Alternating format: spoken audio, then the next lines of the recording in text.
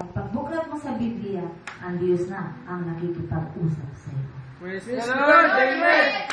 Habang binabasa mo ang Biblia, ang Diyos ang nakikipag-usap sapagkat ang salita ng Diyos ay Diyos. Kaya dapat ay ikaw ay tahimik sa isang lugar. Hindi pwede nakikipagkwentuhan, pero pwede ninyo itong pag-usapan kung meron kang kapatid na sa pananampalataya. Kukuha kayo dito ng inyong pag-uusapan. Si Jesus yun. Salita na nagbibigay ng liwanag ang Biblia. Praise the Lord! Amen! Kaya kapag ikaw ay naliwanagan na, maiintindihan mo na masama pala yung relasyon na nawala sa loob ng kasal. Kapag ikaw ay gusto ng mag-asawa, ikakasal ka, at ang magkakasal sa iyo ay ang Diyos. Kung sino yun, gagamitin, kung pastor, pare, o kung sino man, tao, pero ang Diyos, ang Banal na Espiritu, ang magbubuklod sa lalaki at babae na magiging mag-asawa. Praise the Lord! Amen! Kaya kung wala ka pang asawa at di ka pa nakakasal, maghintay ka, sapagkat may takdang panahon para dyan. Hingin mo sa Diyos yung tamang panahon. Kung may boyfriend ka, hindi ka makapagtiis na may boyfriend ka, kapag mabait naman yung boyfriend mo, mabait yung girlfriend mo, okay. Pero kapag lalagpas pa doon at may hihilingin na ang bawat isa, cut na. Mabuting mawalan ka ng karelasyon kaysa naman sa hindi mo masunod na sinasabi ng Diyos sa anak, hindi mabuti na kayo'y gagawa ng isang bagay na wala sa loob ng kasal. At napakaraming kabataan ngayon, ang wala pang asawa, hindi na dalaga. Ganon din sa lalaki. Wala pang asawa, sabi nga, dala na. Sapagkat na broken-hearted 10 beses na. At ganon ang ginagawa. Kaya sad to say, sad to know, makinig kayo. Ang isang lalaki na magkaroon ng girlfriend, yung lalaki naman, pag hindi yan mag-i-insist kapag ang babae, i-refuse niya.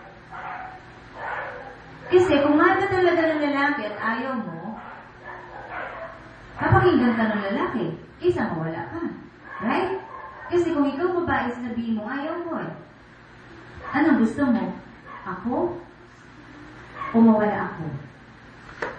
Yun lang ba ang gusto mo sa akin? Maghanap ka ng babae ibibigay sa iyo yung gusto mo lang. Kaya nga sa babae, mahalaga na nire-respeto ka ng lalaki. Yung isang bagay na yon, hindi katibayan yon ng pagmamahal. Sapagkat yan ay nasa loob dapat ng kasal. Makinig kayo. So kung may nangyari ng ganyan sa buhay ninyo, humingi kayo ng tawad sa Diyos.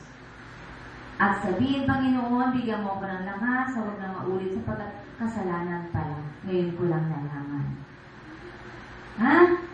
So kung ang isang lalaki ay mag-i-insist ng gano'n sa babae, hindi ka niyan mahal. Pinapakailaman at gusto kang pakialaman, hindi pa kayo kasal, hindi ka niyan mahal.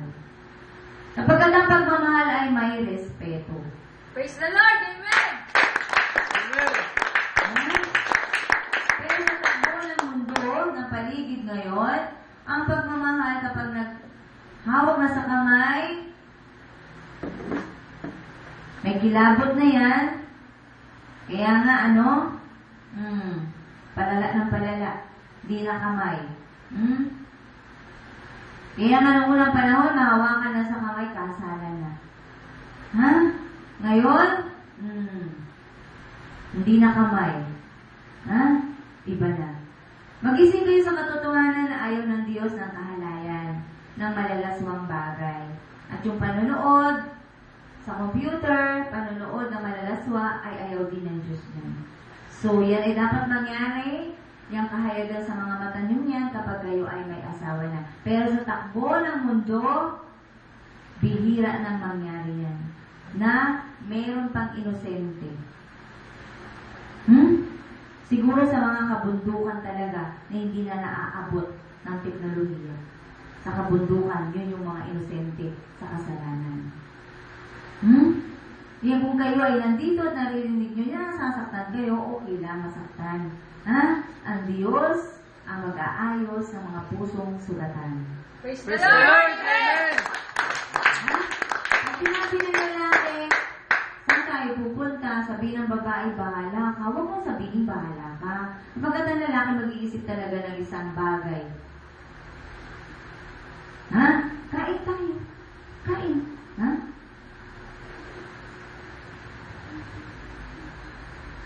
Napaka-mahalagang regalo ng Diyos yan. Makinig kayo sa akin. Kapag kayo ay nag-asawa, ikinasal kayo, napaka-great gift ni God yan sa mag-asawa. Sino may asawa dito? Taas ang kamay. Diba? Sabihin nyo nga, napakabuti ng Diyos. Kapag diyan ang sabi nga ipapresent.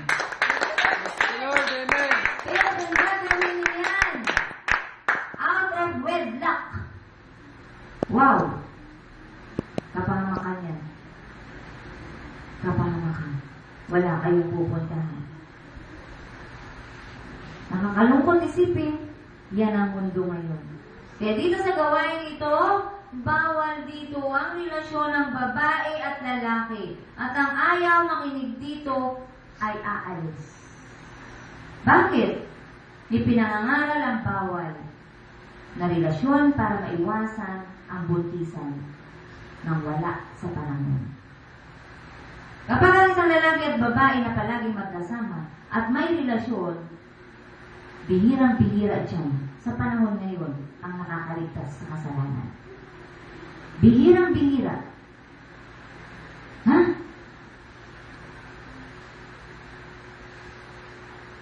Bago ikasal, nauna na ang regalo ng Diyos. Dapat ang regalo, di ba tinatanggap after the wedding? Paano ka tatanggap ng wedding gift? Hindi ka pa kinakasal. Ay gift ng Diyos sa lalaki at babae na ikakasal yung napakamahalagang bagay niyo na iniingatan ng babae. Oh, wala na karinig, no? Praise the Lord. Amen.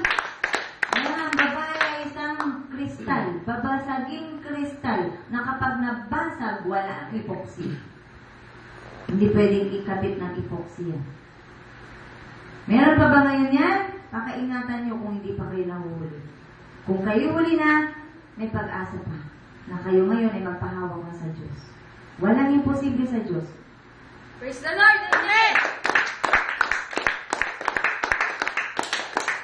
Ang sabi nga, iyan ang inyong kayamanan na ipagmamalaki ninyo sa inyong magiging asawa.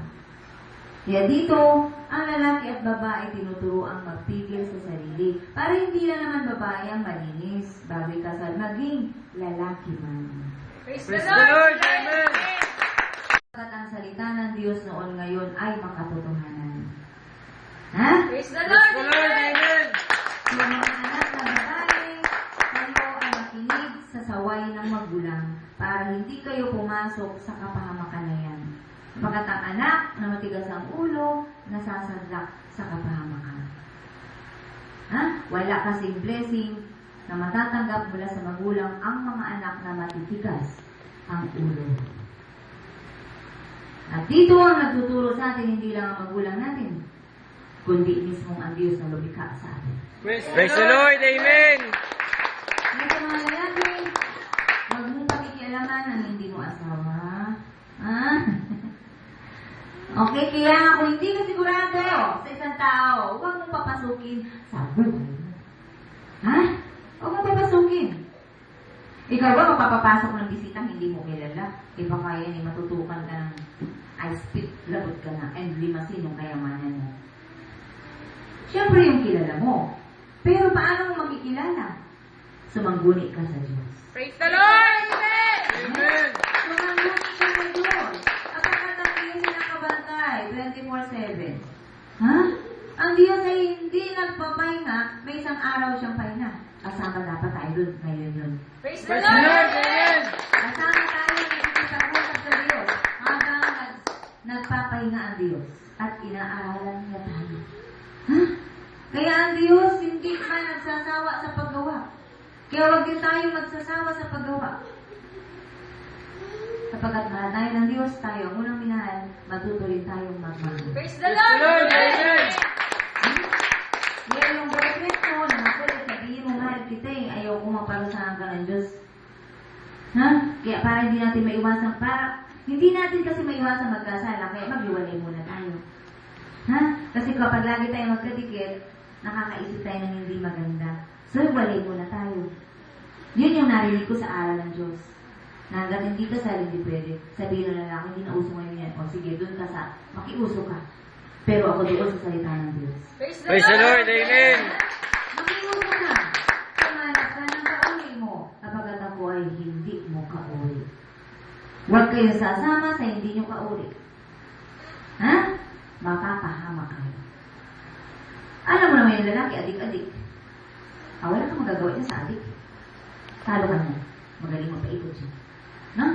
Ay patikmin ka parang kanyang pagka-adik. Dalawa na kayong adik. Join together. Hindi ka na iba. Pareho lang kayo. Ha? Dati hindi ka gano'n. Pero pinasukan mo. Talo ka. Kung wala kang taglay na salita ng Diyos at hindi mo dala ang Diyos, talo ka. Praise the Lord. Amen. Amen. Ang tao ay nananagumpay lamang kung tiyak sa buhay niya na dala niya ang Diyos. Praise the Lord. Amen. Kahit gaano ka katalino at kahit gaano ka pa kayaman sa mundong ito, kung hindi mo taglay sa buhay mo ang Diyos, sa ngalan ni Jesus, talunan ka. Praise the Praise Lord. the Lord. Amen. Marami ng mayaman ng tao na walang kayamanan. Marami ng matatalinong tao na nag-suicide. Dahil kung alam nila ang Diyos na nagbibigay ng solusyon sa problema, bakit sila mahihiya? Ilaban nila hanggang kamatayan ang tama. Praise the Lord. Amen. Ay, makinig kayo. Kapag kayo ay papunta pa lamang. Papunta pa lamang kayo. Para hindi na kayo dumaan sa mga hapdi at kirot ng puso. Tinapusan ni Jesus sa krus siya. Praise the Lord. Amen. Amen. Ang gagawin nila lamang ay susunod sa sinabi ng Diyos. Anak, magtiwala ka sa akin. May tamang panahon, bibigyan kita ng isang deserve mo. Praise the Lord. Amen. Amen! Deserve mo! Deserve mo isang lalaki ipaglalaban ka hanggang kamatayan kasama ang Diyos. Praise the Lord. Amen. Deserve mo isang babae. Napagamat na sabihin na natin noong unang panahon, hindi niya alam ang kalinisan, pero tinanggap niya ang Diyos at nagsisi siyang lubos. Siya ay isa ng bagong nilalang. Deserve mo yung babae yung bagong nilalang kasama ang Diyos. Praise the Lord. Amen. Makinig na kayo. Kahit anong klase ng pamumuhay meron kayo. Basta masumpungan mo ang Diyos, solve ka na. Praise the Lord. Amen. Sabi ng Diyos na ako ang bahala sa iyo. Basta manatili kang kasama ko. Praise the Lord. Amen. At ang sinabi ng Diyos yan sa akin, ha? Nung hinalin niya ako, sabi ng Diyos sa akin, huwag kang mag-alala. Hindi kita iiwan, hindi kita pababayaan. Praise the Lord. Amen. Hindi lang hindi niya ako iniwan. Dinagtungan pa niya. Hindi kita pababayaan. Praise the Lord. Amen.